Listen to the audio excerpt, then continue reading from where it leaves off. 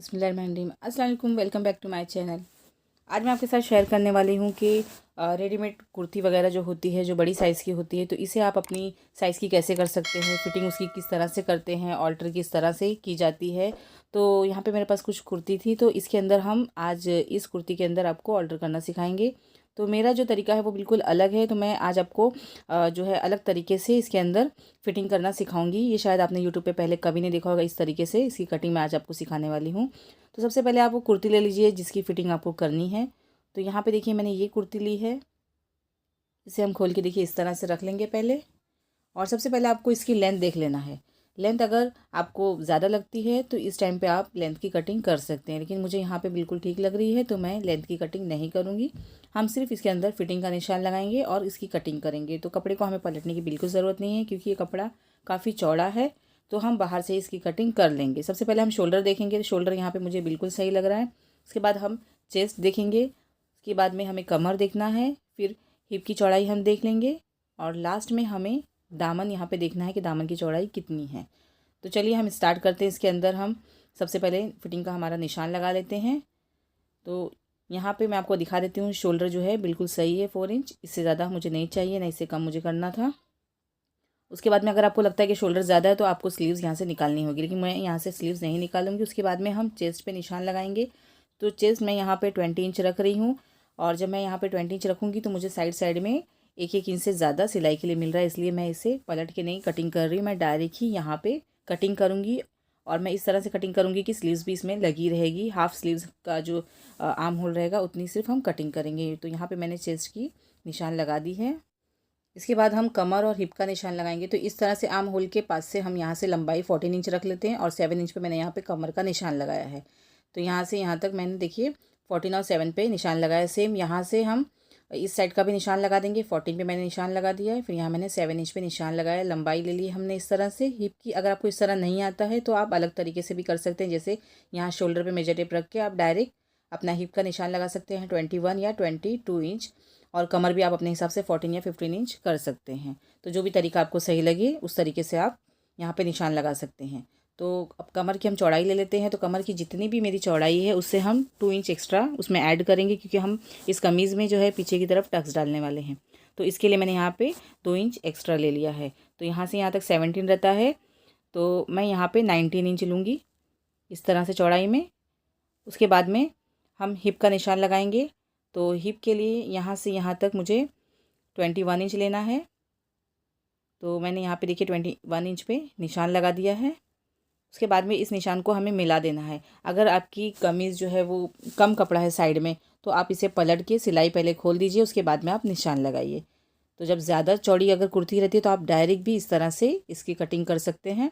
तो यहाँ पे ये जो मैंने निशान लगाया है ये सब मेरा फिटिंग का निशान है, यहाँ से हमें कटिंग नहीं करना है। तो यहाँ पे देखिए, यहाँ पर भी मैंने इस तरह से निशान लगाया है।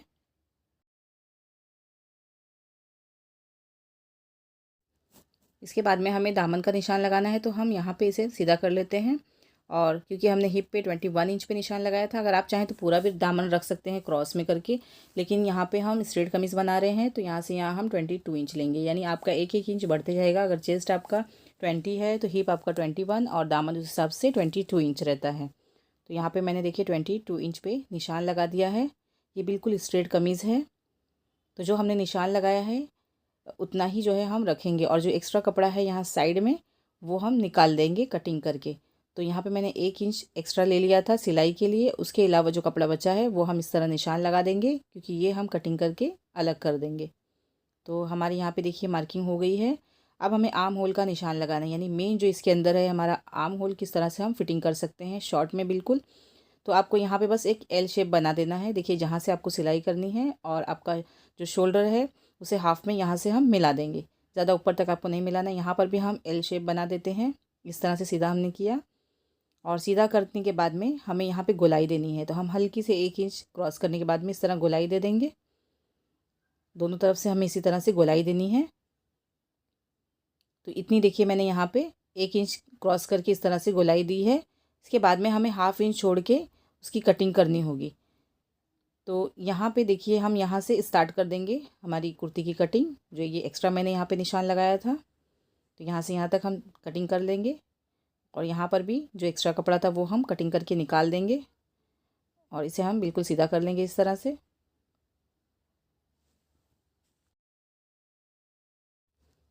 अब यहाँ से हम हिप वाले हिस्से पे इस तरह क्रॉस में कटिंग करेंगे और कमर के पास हम ज़्यादा नहीं कटिंग करेंगे क्योंकि वहाँ पे कपड़ा जो है कम लग रहा है।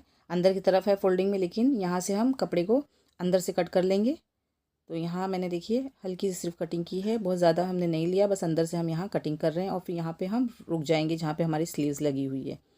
अगर आपका शोल्डर जो है चौड़ा लग रहा है तो आपको स्लीव्स पूरी निकाल देनी है, उसके बाद में इस तरह से आपको शेप देना है। लेकिन यहाँ पे क्योंकि जब अगर कभी कभी हम जब कुर्ती लाते हैं तो उसके शोल्डर बिल्कुल बराबर रहते हैं, सिर्फ यहाँ से फिटिंग हमारी बहुत बेकार हो जाती है, तो यहाँ से हमें फिटिंग करनी होती है। तो देखिए आपको बस यहीं तक कटिंग करना है, बाकी स्लीव्स को हम लगे रहने देंगे।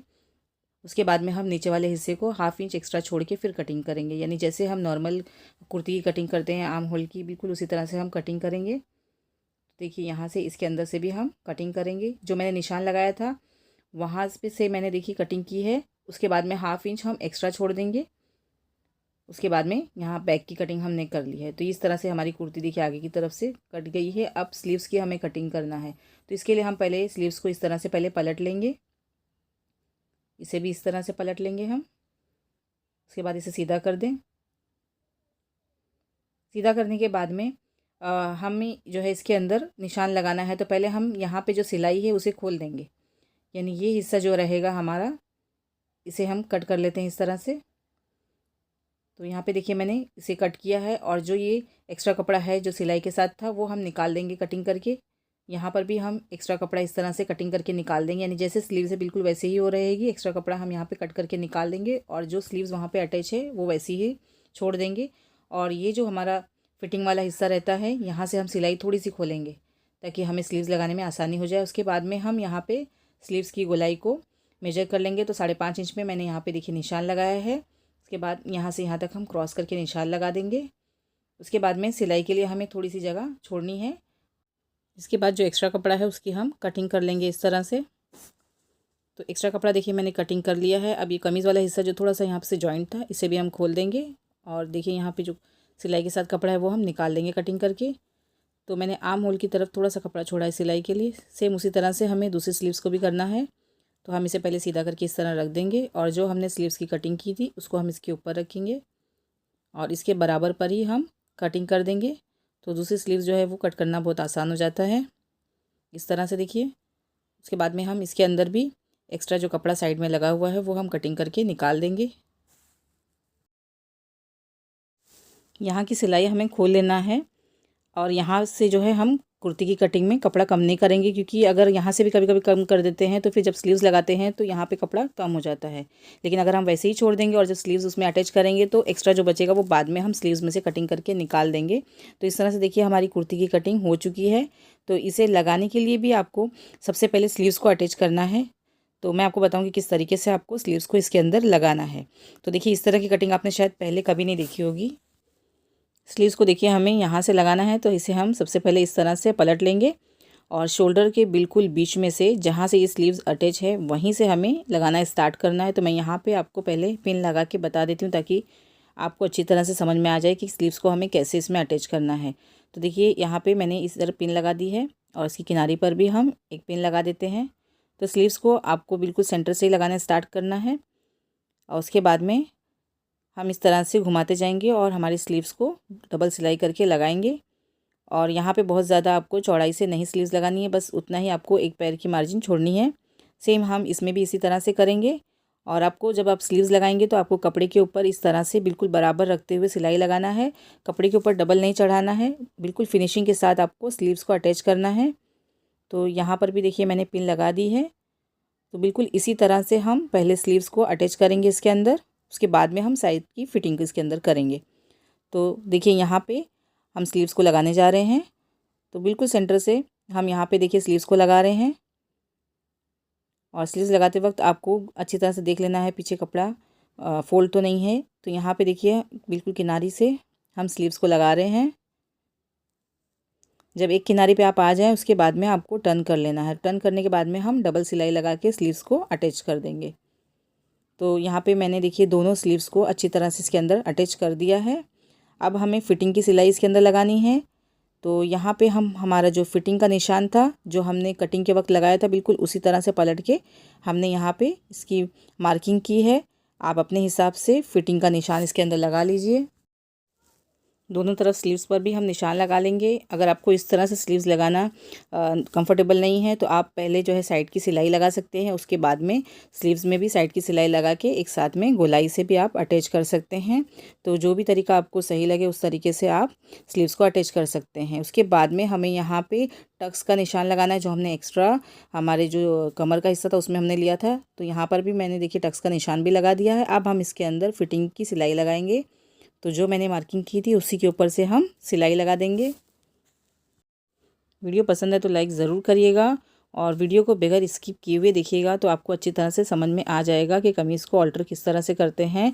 तो अगर आपके पास भी एक्सेल में कुर्ती वगैरह है और आपको फ़िटिंग करना है तो आपको टेलर को देने की बिल्कुल ज़रूरत नहीं है। आप घर पर ही आसानी से अपनी कुर्ती की फ़िटिंग कर सकते हैं। तो यहाँ पे देखिए मैंने फ़िटिंग का निशान इस तरह से लगाया था और उस पर मैंने सिलाई भी देखिए किस तरह से की है। तो यहाँ पे एक तरफ की मेरी फ़िटिंग की सिलाई हो चुकी है और इसमें जो एक्स्ट्रा कपड़ा साइड में था इसे हम आप कटिंग करके निकाल देंगे। ये हमने स्टार्टिंग में छोड़ दिया था कि कहीं कम नहीं पड़े, इस वजह से अब हमने देखिए इसकी कटिंग कर ली है। दूसरी तरफ की भी सिलाई मैंने लगा दी है। अब यहाँ पे हम टक्स की सिलाई लगा रहे हैं।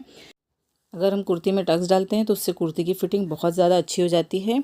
और अगर आपको नहीं डालना है तो आप डायरेक्ट भी कमर का निशान लगा के सिलाई लगा सकते हैं। तो यहाँ पे हमारी जो है कुर्ती की फ़िटिंग हो चुकी है, आप देख सकते हैं स्लीव्स को।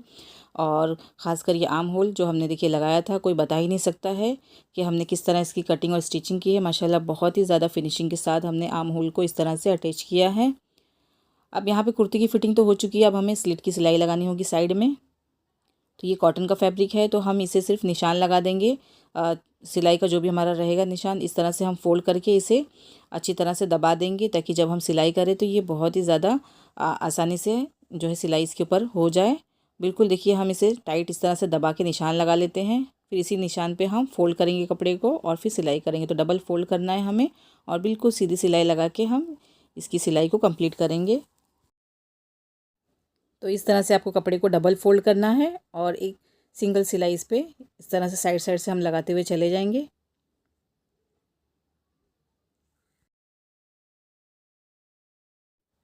यहाँ पे हम टर्न करके इस तरह सीधी सिलाई लगाएंगे। पहले इसे हम फोल्ड कर लेंगे और फिर सुई को अंदर ही रखेंगे और घुमाने के बाद में हम बिल्कुल सीधी सिलाई लगाएंगे इसके ऊपर। तो इस तरह से सिलाई लगा के हम डबल सिलाई इसके साइड में बिल्कुल लगाएंगे। तो यहाँ पे देखिए स्लिट की भी सिलाई हमारी अच्छी तरह से हो चुकी है। हमारी कुर्ती बिल्कुल रेडी है और हमने दामन पे सिलाई नहीं लगाई, पहले से लगी हुई थी इस तरह से। अगर आपको दामन पे भी लगाना है तो आपको दामन की कटिंग करने के बाद में लास्ट में इस पर सिलाई लगानी होगी। तो हमारी कुर्ती देखिए बन के बिल्कुल तैयार हो चुकी है। तो उम्मीद करती हूँ कि आज की वीडियो आपके लिए हेल्पफुल रही होगी।